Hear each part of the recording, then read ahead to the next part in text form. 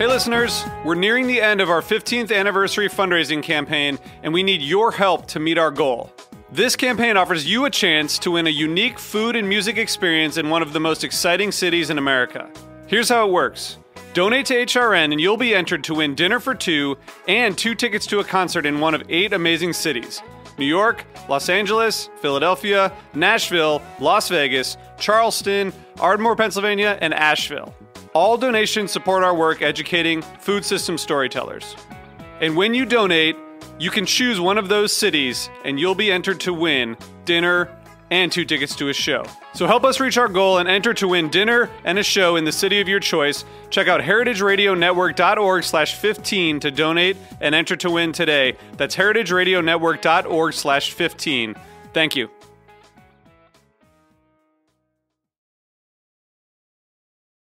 HRN is now on Kitsch, the first live streaming community for the food obsessed.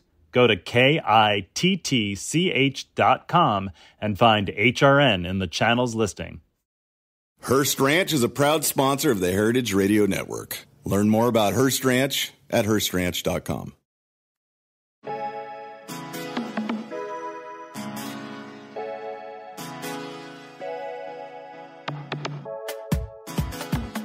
Hey, Max and Kate. Hey there. Hello. So the awesome thing about your new show on HRN is that it is based off of your love for Ireland. Kate, can you tell us a little bit about how the show came to be, what it's called? Just give us a little snapshot of what the show's about. So Dyed Green is about Irish food and culture. Max actually came up with a name, and it was meant to be a little bit of a nod to the dyeing of the Chicago River every St. Patrick's Day. We also chose that name because people have a lot of preconceived notions about what Irish food is and what Irish culture is in the United States. And so, you'll find that around St. Patrick's Day, this idea of everybody is Irish on St. Patrick's Day. And so it's a little bit kind of a tongue-in-cheek reference to that as well, this idea of dyeing yourself green for St. Patrick's Day. And then it was also meant to reflect the idea of greenwashing, because the environment is really important to us. And sometimes things that appear to be green on the surface are actually not very green in reality. What type of things are you digging into with your show? Are you interviewing, obviously on the line, we interview chefs. So the episode that's just about to run is going to be a chef that lives in Ireland that you both know really well and that I had the pleasure of co-interviewing with Max. But beyond just talking to chefs, what else are you going to explore on Dyed Green? Well, I think, one of the things that we will be talking about are some of the unexpected foods that people don't associate with Ireland. So, we always say kind of a stereotypical idea of what Irish food is, potatoes and Guinness. But people kind of forget that Ireland is an island nation, so it actually has access to a wealth of seafood. We had a recent episode of our podcast where we talked to a seaweed forager in County Kerry, and seaweed is something that Irish people traditionally used to eat. It's one of the most nutritious foods you can eat, but it went out of fashion for a while and is just now beginning to come back into fashion. We'll also be talking to oyster farmers. We also had a recent episode where we talked to a wild Irish fish smoker, things like that. Yeah, I think one of the most interesting things that we have encountered in our interviews with Irish people about Irish food is how much the actual products make up what is really, really special about Irish food. So we're going to do a lot of interviewing of farmers and producers and people that are actually making the stuff that the chefs use. So kind of starting at the very beginning from where these things are produced and then sort of following the story and tracing it, then arriving at the restaurant and, trying to fill in the pieces there. And both of you are really going all in on this because not only do you have this new podcast, but also you are embarking on this new adventure with Bog and Thunder, which is a real life tourism company where you're actually going to be taking people to Ireland. So will we expect hopefully to hear some live or recorded on-site interviews in Ireland? Yeah, 100%. So Kate and I founded a company called Bog and Thunder, which is a Irish food tour company. So kind of along the lines of what the podcast is for, we also want to share all the amazing things about Irish food with people in real life and take them around the island and eat amazing food and meet incredible people. So this summer we'll be going there on a few different trips, and we'll be doing some live interviews there, and you can expect a lot of that kind of content over on our feed at the Dyed Green feed. So Awesome. Check it out. So I think we're probably going to do another episode with a chef once you get to Ireland, but let's talk about today's episode a little bit. Max, can you just quickly introduce the chef, the town that her restaurant is in, and then we'll jump into the episode. Absolutely. So we spoke to Jess Murphy, who's the chef of a restaurant called Kai. Kai is in Galway. It's on the west coast of Ireland, which is a beautiful, beautiful place, and known for its seafood and dairy and lamb and all the other really amazing things that Ireland's known for. I think that Jess is like one of the best people to talk to if you're just going to pick a few to learn about Irish food, even though she, interestingly, is an immigrant, which we get into her story a lot on the show. But she's a passionate advocate for Irish food, and she really, really believes that Irish food can stand up to, some of the other really notable cuisines of the world and stand on its own. She didn't hold back on her opinions, and she was beyond honest with everything that she shared with us on the episode. I think it's awesome. Everybody stick around for an amazing interview with Jess Murphy from Kai. What is the menu like today at Kai? How do you define the cuisine? And who is generally your customer? Like, is it Irish tourists that are exploring Galway? My dream for Kai was to be like a neighborhood restaurant. So I wanted generations going there. I wanted to see your kids grow up and see them going from having fish fingers to a medium rare steak and come in on their first dates. I wanted to be that lady in the kitchen, waving at them on their first date, embarrassing them. I just wanted that really family. I want to cook for people. I get joy out of cooking for people. And, a lot of people don't cook for people. I think sometimes a lot of people cook for their own ego. What's your favorite part about cooking in Ireland? Ireland's a great place to be odd and be left alone, which is absolutely suits me down to the ground because I'm completely kind of a small bit that shit when it comes to small suppliers. Like I love going to, I'm from a farm, so I love going to farmers and, just going to the fields and then now we know what fields of stuff, we know the best beetroot comes from Spittle because the fields are so close to the sea. We started to learn all those little bits and pieces. So my favorite thing is, I suppose, is the seasons. I never have one favorite thing. I love cooking with hogget and I love cooking with mutton. But then also I love game season because game season's huge here. And, we have one guy that shoots all our game. And he's amazing. And I actually met Eamon, who was an ex-school teacher. So I actually met Eamon. I went to get my eyebrows done at a local beautician's, and my beautician, shot game. And she was like, I know this guy that has extra venison and stuff. Do you want to take it? And I was like, yeah, okay. What's his name? And she goes, oh, he's from Clare. And County Clare is kind of one of the best kind of game spots, Wicklow and Clare. And I was like, oh yeah, try it out. And so basically 13 years later, I get messages like, oh, Jess, do you want any bunnies or blah, blah, blah. Or so yeah, it's just a family relationship. And so everything from woodcock to snipe to pheasant to mallard to widgeon to teal, that's intelligent cooking. And the fact that we can actually sell that in a restaurant streamed solidly and people come back all the time for the venison. I don't care if you have venison well done or medium or whatever. You're eating venison. For me, it's not a snob. I'm not a food snob. I'm just like, you're enjoying it. It's wild meat. Give us a recap of how you found your way to Ireland from New Zealand, and what was that journey like for you? It's so funny when people say journey. It kind of wasn't a journey. It was like a kind of coincidence of like, just I happened to be at the right place at the right time. I'm from rural New Zealand, so I grew up in New Zealand.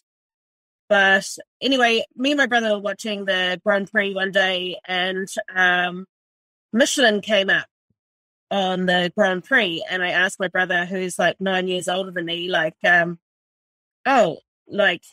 goes, oh yeah, they're changing the tires. And then he said, like Michelin, like star chefs are like, the Navy SEALs of like cooking and like being chefs. And as soon as he said that, I was like, yeah, man, that's me. Done. I'm going to be like a Navy SEAL, Michelin star chef. But then I had to like get my ass out of New Zealand. I was like 19, and like New Zealand, if you don't know where it is, which you probably don't know where it is, you're going to have to look on a map. I'm from the East Coast of the North Island.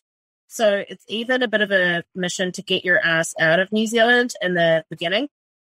So I asked my mum and dad for some cash for a one-way ticket to Australia. And they were like, oh, okay.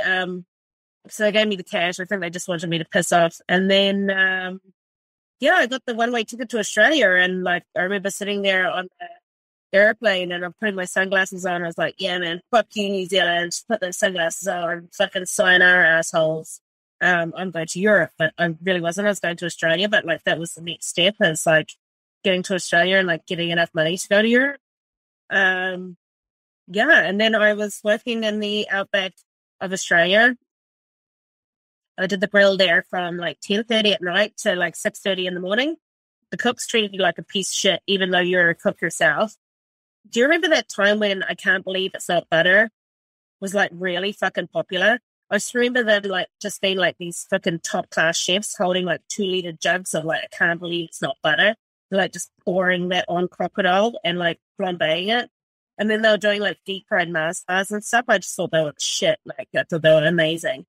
And I was a waitress there, but like anybody that like knows the New Zealand Australian divide, like when we pronounce numbers, the Australians would be like, I can fucking tell you're from New Zealand straight away, and like give you like so much shit.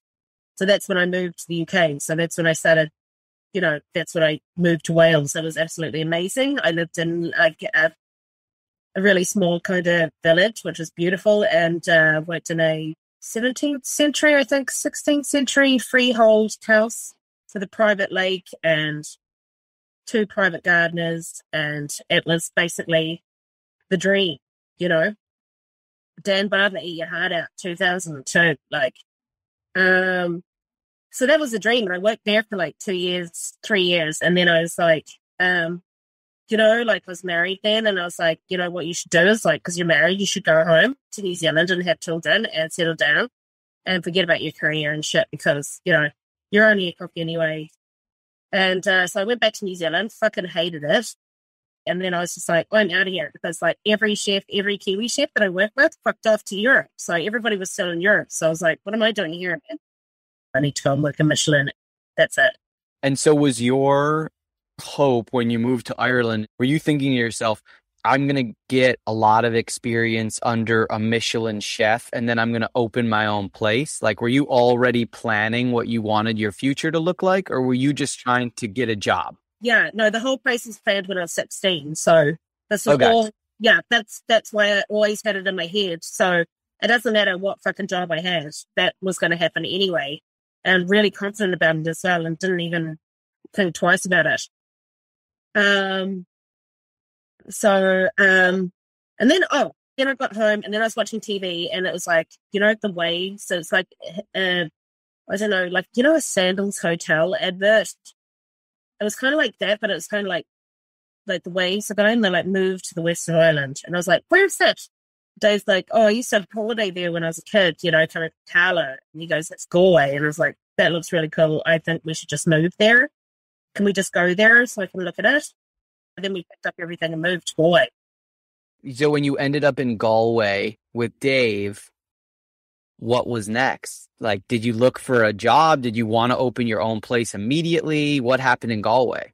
Oh, well, sure. I was like, oh, I'm a bit burnt out. I think I need to like just take a normal job for a bit. So then I just became a cheesemonger. And then I worked with like Irish raw milk cheese for 3 years and then kind of studied charcuterie, European charcuterie and stuff. So actually that was really cool. But like it was like a no pressure environment, which was really good. But then, you know, like I'm like, you know, when you know that like show where The Simpsons when Homer's like electrifying himself trying to get that cake.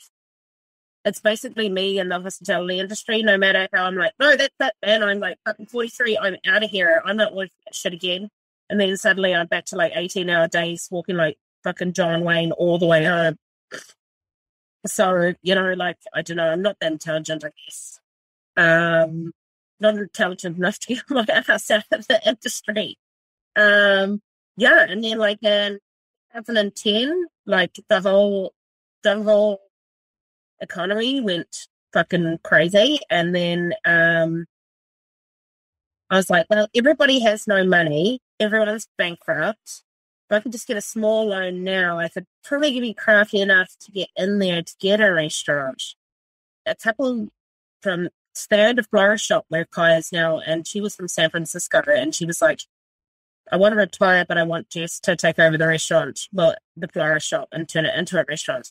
So basically, that's what I did. They gave me a chance to get in there.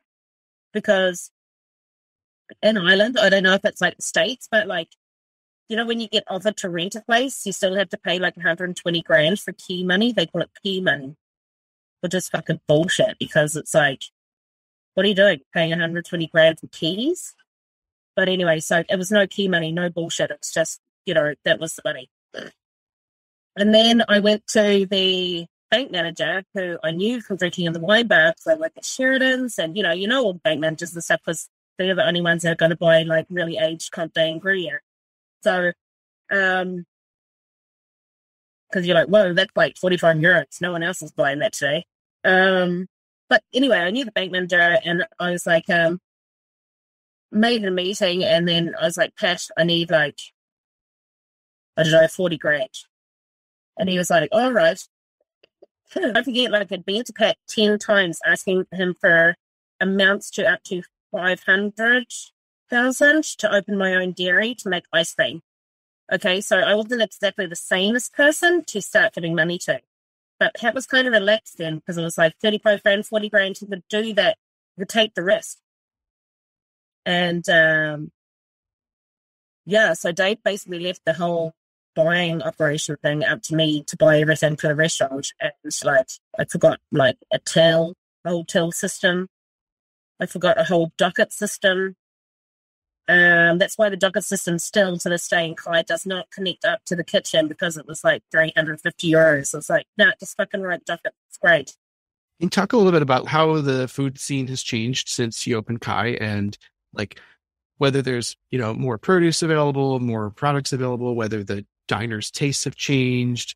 Like, how are things different now than they were when you opened? Oh, yeah. Well, like I've been in Galway for 17 years, but yeah, you just couldn't get anything in Galway. And then like suddenly, like once you scratch the surface, you could kind of dig yourself in like a little tapeworm and just be like, all right.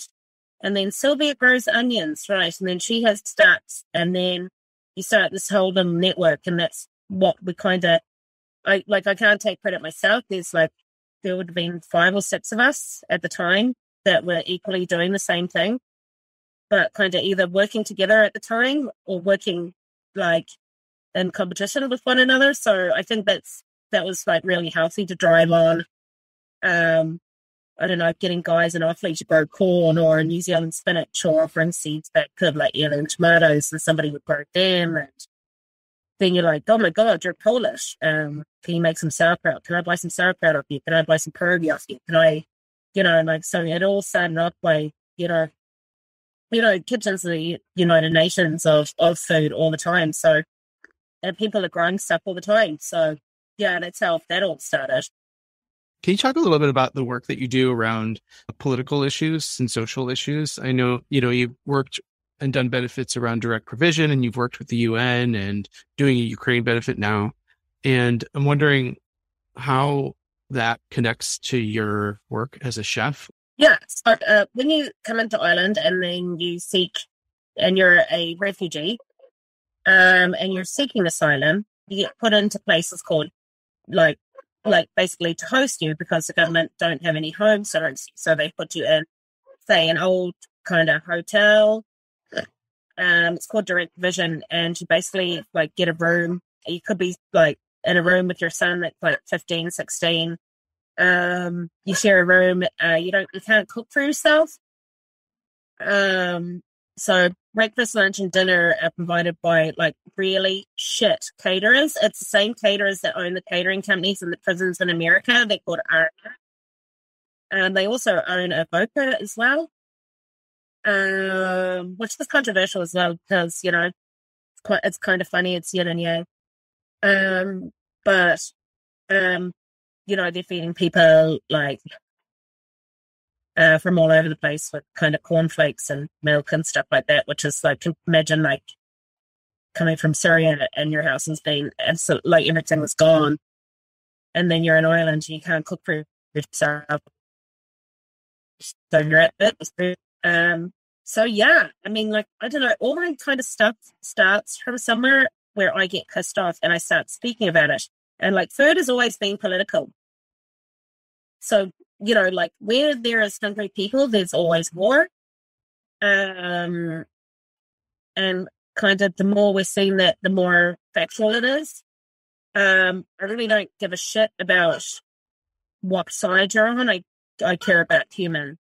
So it's direct. I started working with direct provision anyway, so I was this is crazy. Why not let these people feed themselves? They're from Syria. They used to feed them I don't know, 45 people at lunch. That's what they do. They're machines. They can actually feed 50 people at a time. All these women just get together and that's what they do. That's the way the style they cook. So it started by that, and then it started by making sure small kitchens got put into direct provision centres so people could actually make chapatis, or I don't know, there was Nana from the Congo who's making these Congolese dumplings. I can't remember the name. I work with so many cultures, I can't remember it. Basically every culture has a donut, which is amazing. So yeah, it's kind of every conflict I learn a different culture's food. I mainly know about West Africa. I wouldn't know anywhere else. And obviously the Middle East is kind of my specialist subject, but yeah, it all started from there, and it all started off with, the magazine article. I think it was it Time with Gods of Food? And it was Renee Redzepi, was it David Chang or Alex Salter? Yeah. Anyway, I think it was Alex Salter, David Chang, and Renee Redzepi, and they said the gods of food. And then it was number 45, the only woman on that list was fucking Alice Waters. That was me. I lost my plot. I couldn't believe that was actually fucking happening. So from then on, I've just been on this kind of complete vengeance trail of promoting women, promoting those who can't promote themselves in the industry, teaching people that, you are good enough. You are cooking good enough. Doesn't matter what style you are. It doesn't matter if you're going to Copenhagen and you're doing shaved ice with fig leaf flavored syrup ice, or you're making pierogi in an amazing local restaurant. What you do is good enough. Yeah, so it all started from there, and that's how I ended up in the Middle East and stuff like that. And I ended up being a high profile UNHCR high profile ambassador. Sorry, so many words. Because I just wanted to go and talk to people that were from war-torn countries about what kind of tomatoes they grew at home. because I think the poor things had so much shit going on that, like, you know, there is a connection with food and it's universal. And so we could all start talking about, you know, what happened to them over there, which journalists do all the time. But like, I'm like, hey man, like, what kind of chilies was there? Like, what's the difference between Homs and Damascus? Do you like spicy things? Or do the mountains like spicy things, or down by the sea like spicy things? You know, like, it's a whole conversation. And for, I don't know, somebody just taking the time out, like for 45 minutes, an hour, even the police will be sitting there with me, and like we have a conversation for about an hour. They actually just forget all the shit that's going on just for half an hour. You know, it's like resetting your mind, like kind of like minding yourself. Because I think once you start working with your hands, it shuts off your head, and then it kind of opens your heart. Because I think that's how you heal. I think caring for another person is how you heal, and I think caring for another person to me is cooking them food. Cool. So you sourced multiple recipes from either people that you knew or from other countries, and then is your goal to you personally take it into schools, or are you hoping that other schools will use it as a teaching tool? Well, as a teaching tool, and I hope it goes on the curriculum, but I'm like fully prepared to like kind of go to schools at the beginning of it to take it on. And I thought it was something we could use as a really good base for World Refugee Day. But the book, the recipes were provided by immigrants and refugees to Ireland. So it's really cool. Like, everybody that put in a cookie lives in Ireland, but isn't necessarily Irish. That's such a interesting like segue into the next question I had, which is about like, what is Irish food and what gets to be called Irish food in a time where there is so much immigration to Ireland, and so much of the, you know, food that's being written about is the food of immigrants and refugees. Do you find that there's a conversation happening around like what it gets to be called Irish food and what doesn't? Irish food is from immigrants. Like, Irish food stems from everywhere, from the Vikings to the French to anybody that really invaded Ireland at the time, you know, because there was not one really set culture, which I find really interesting. So yeah, like the bacon and cabbage and shit like that you see over there for like St. Patrick's Day, I don't know, is it relative anymore? I don't think it is. So do you think there's like an attempt to sort of draw these, you know, virtual or these culinary borders around what is considered Irish food? Oh, there it is. Well, yeah, absolutely. I mean, like, it's mainly produce, but like when you look at our produce, like you look at all the top cheese makers, Jeff Gill, Gina Ferguson, Veronica Steele, all started in 1970. So that whole movement started, they were all mates, so they basically all started together. So that basically started in 1978, 79, all by foreign women that like obviously like moved to Ireland.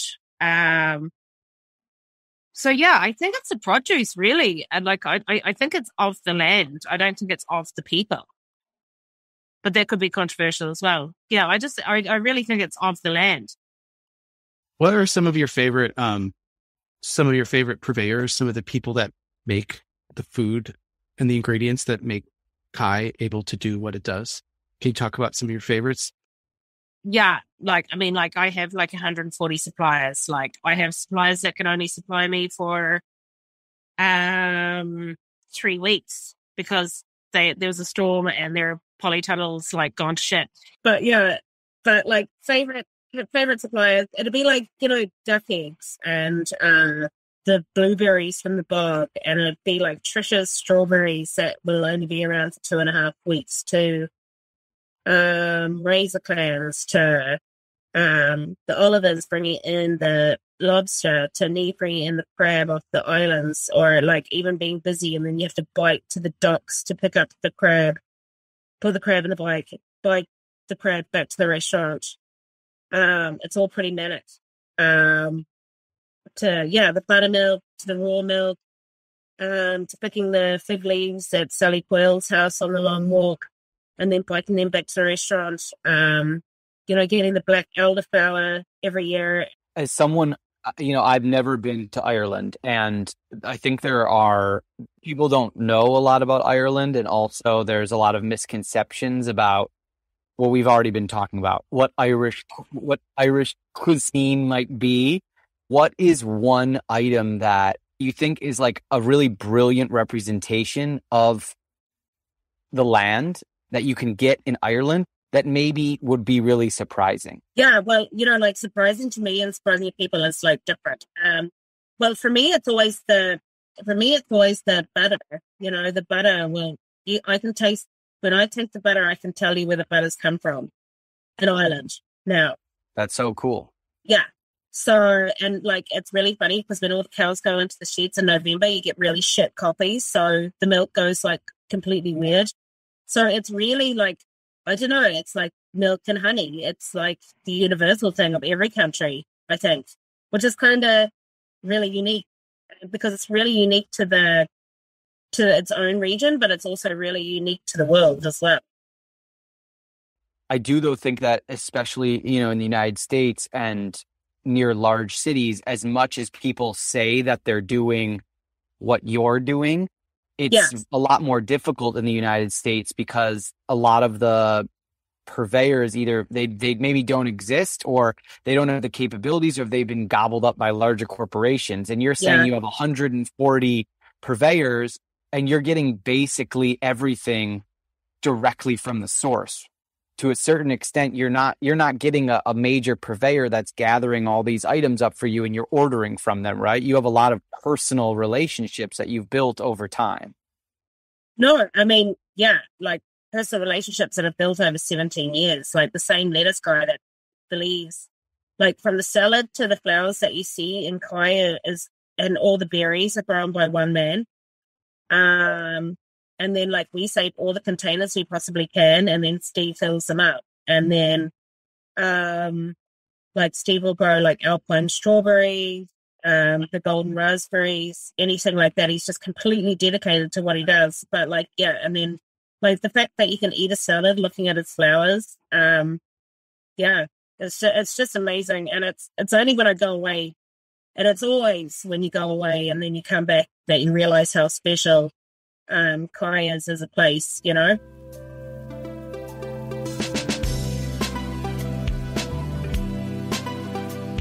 Hearst Ranch is a proud sponsor of the Heritage Radio Network. The Hearst family has been raising cattle on the rich, sustainable native grasslands of California's Central Coast for over 150 years. Piedra Blanca Rancho in San Simeon is the original Hearst Ranch, founded by George Hearst in 1865. George's son was the famous publisher William Randolph Hearst. In addition to being known for building the iconic Hearst Castle, William was, like his father before him, an avid rancher. In his words, "I would rather spend a month at the ranch than any place in the world." Thanks to one of the largest land conservation easements in California history, a joint effort with the California Rangeland Trust, the American Land Conservancy, and the state of California, the working landscape at Hearst Ranch will be preserved forever. Learn more about Hearst Ranch at HearstRanch.com. HRN is excited to announce that we've launched our channel on Kitsch, the new food-centric live streaming video platform for interviews, cooking classes, and more. In April, in collaboration with Kitsch and the Mushroom Council, we're celebrating Earth Month with delicious, nutritious, and sustainable mushroom recipes. Check out the latest videos on our channel to see Eat Your Heartland Out host Capri Cafaro, Jupiter's Almanac host Matthew Rayford, and Item 13 host Yoram Aku Aku moderate recipe demos with chefs Jeremy Fox and Ali Rosen. Join us at kittch.com to become part of the first live streaming community for the food obsessed. I know you are opening or have opened a shop dedicated to the cakes. Can you talk about that and like explain what's happening with that and how the cakes came to be so synonymous with Kai, especially because you said how much you hate doing pastry stuff? I'm actually quite curious about that. Yeah, well, it was really funny because I started getting like all these CVs because I needed a pastry chef because up to then I was doing the cakes, and that's why the cakes look like they're completely chunky and wonky. Not one of them is the same. they're all like different layouts and stuff like that. They're all completely different. And so it's like, oh shit. And so we got this really amazing French pastry chef, you know, as like everybody's, you know, tech dream French pastry chef, amazing. And his name was Fabian. And Fabian was like, like, why aren't, like, he was making all these little cakes, you know, like you'd see in a patisserie. And like, he's like, why aren't they selling? And I was like, dude, because you don't fuck them up enough. You know, they're all perfect. You need to fuck them up because people feel intimidated by something perfect in Ireland. You need a bit of fucking character, you know, you need a bit of sideways action, or you need a star, no, so, or whatever you think is the worst possible thing that you can fucking garnish a cake with, garnish it, because it's hilarious and people will buy it. What are your next steps, hopes, dreams for Kai, and also maybe on a larger scale for food in Ireland? You're an ambassador in more ways than one now, and you've become very enmeshed in Galway. What else do you think you can achieve with restaurants and with food as you look to maybe the next? I know you said you're not a planner, but like, what do the next like 5 or 10 years look like? Like, what can you accomplish? It seems like you're really like seriously picking up speed in having all these projects spider webbing out from the restaurant. Yeah, it's really weird because they are like, I mean, even like they call them TY students here. I don't know if you have TY students. It's basically it's students that don't really know what they're going to do. So they get to go on all these work experiences to figure out what they're going to do. Anyway, so like there's a school next door to me, the Jesuit school, and I started working with a guidance counselor there. And like we started chatting, and I was like, hey man, I left school at like 15 and a half, 16. Like there's nothing wrong with me. Like in New Zealand, like we have a saying, like you're either good with your head or your hands. And it doesn't matter. You're not one's better than the other because one went to college and the other one like grafted for 5 years. You know, I always took the hard road, but like it doesn't necessarily mean that you have to take the hard road. But anyway, so we talk to these kids all the time, and then Alan got a polytunnel up. So therefore now we're growing vegetables in the high school next door. That's just started off as another random side project. So now I'm kind of employing like a chef 1 day a week to kind of look after that. I read a lot into like Alice Waters, how she could afford to do that when she opened the restaurant.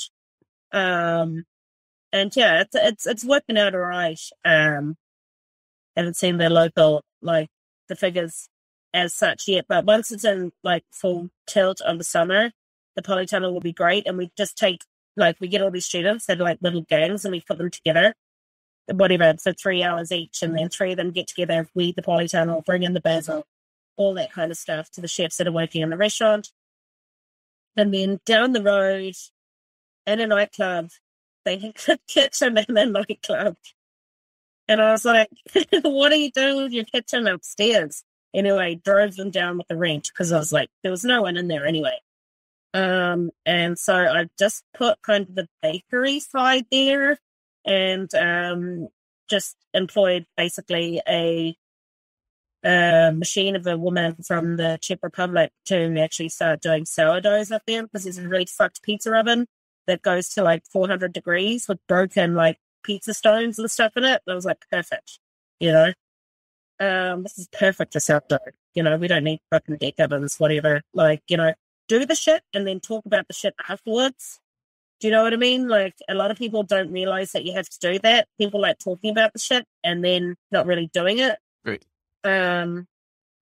So yeah, so that's the plan. And then obviously we're doing like nightclub food as well. Like, so if these like 30th birthdays, we're doing like chicken wings and shit. But like no one knows it's us doing the catering, thank God. So, you know, love don't pay the rent. You know, you still got to heat up those sausage rolls and put them on platters with fucking tomato ketchup and get that rent paid. And then you can fuck around with your artisan laminating upstairs to your heart's content. So So yeah, that's kind of what I'm doing. I'm kind of spreading myself out over the neighborhood because our freezer is in the local fruit and veg shop as well. So it's basically a direct straight line down the road. You just see people walking up and down the road. Which is quite funny because like when people start, like the freezer's in the fruit and veg shop. You have to go and pick up the cake, which is in the nightclub. You have to take a key because they're not open yet. And then like sometimes when you start a pastry shift, people are still there having pints because they just finished work. Like, yeah, it just seems normal to me, but like from the outside, I'd say it looks pretty fucking crazy. So you're basically taking over the town, essentially, is what we're hearing. Yeah, like not even the town. It's like, one small room and one building. Good person. It might be a weird time to ask this, but what's something that like excites you about Irish food right now? Oh, well, it's just because no one's really put value on Irish food, which has always really pissed me off being in Florida because I think Irish food is the best food in the world. Like, I mean, not to like keep on bagging about Copenhagen, but like going to Norway and stuff like that, and like you have like a kid explaining to you like this is like pepperdellis that tastes like truffle. You're like, no shit, man, I can get you fucking 10 kilos of this, even if I just like left the house and come back in like 10 minutes in Ireland. Why aren't we fucking talking like this in Ireland? Why can't we just rip these guys up and talk the shit that they're talking about our food? Like,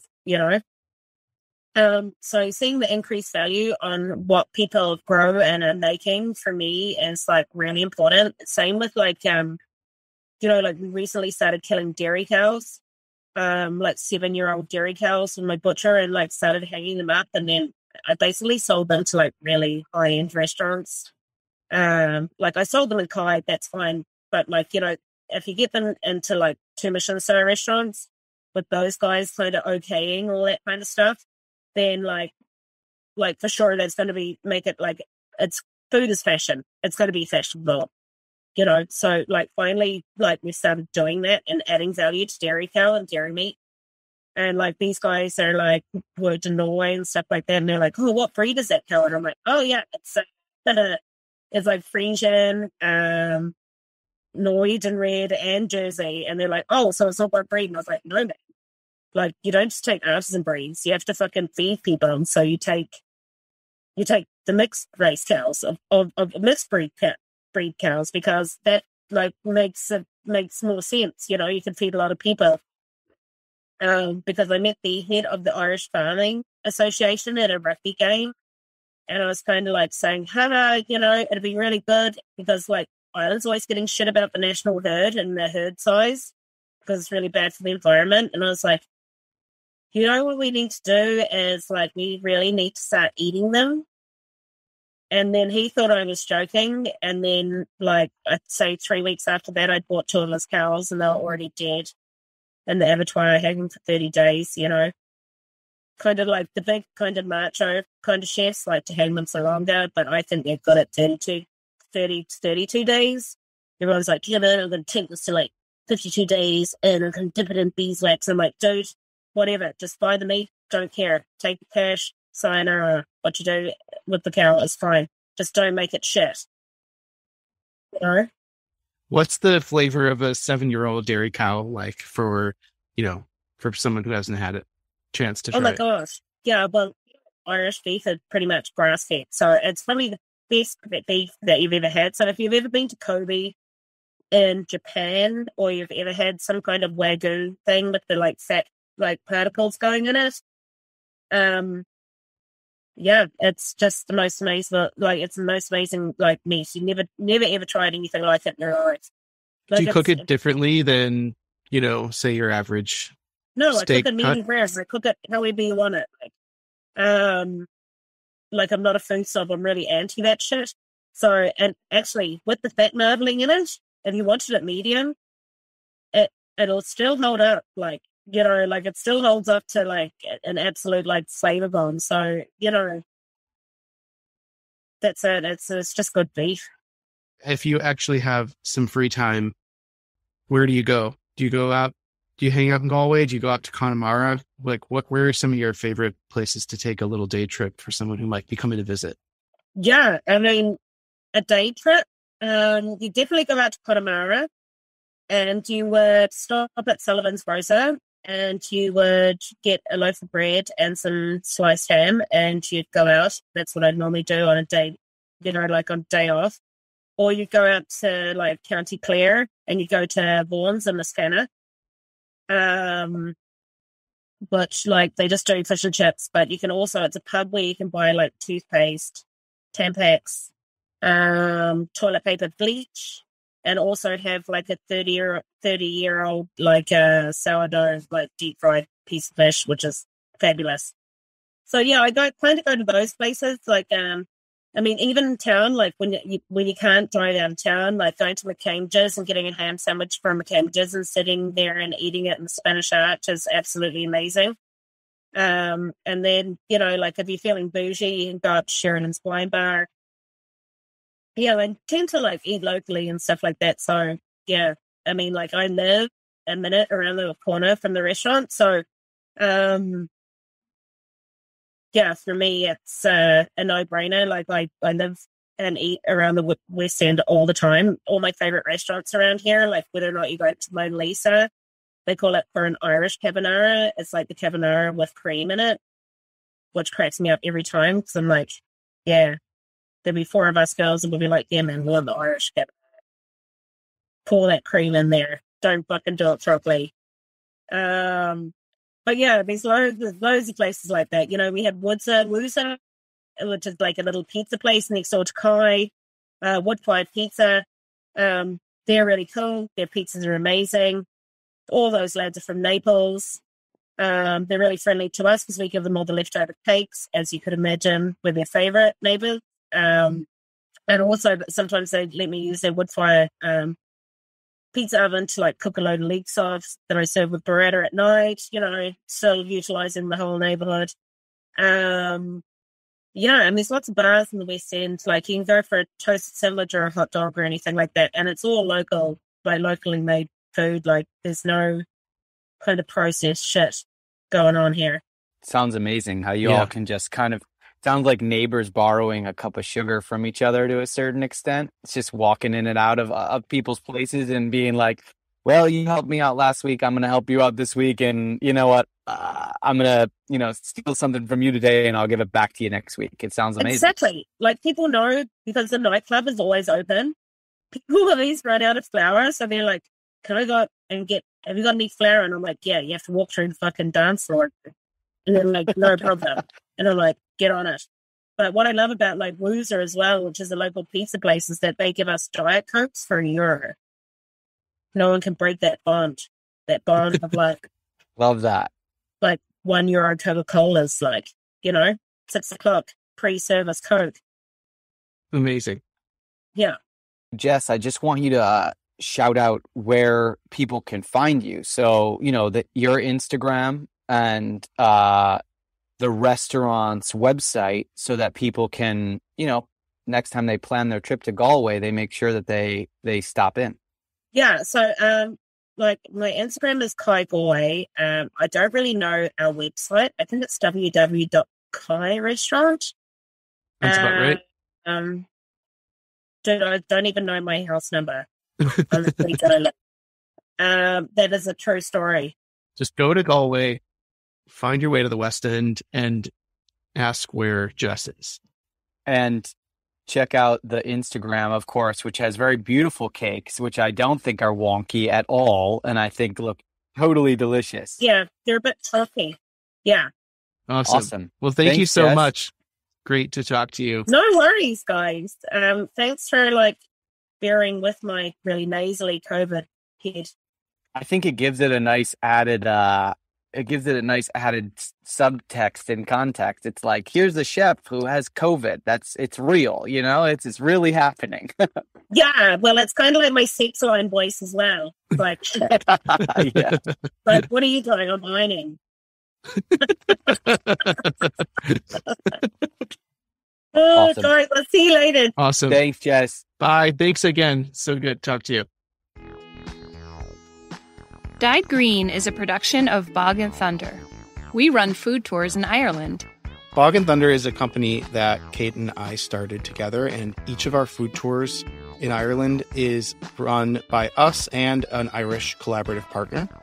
And our guest today, Jess Murphy, is actually a co-host of one of our tours that we're running in September. It's called Welcome to the West, and it's focused on Galway and Connemara. It's going to be a really incredible trip, and we would love to see you there. Come find out more at bogandthunder.com. Cheerio.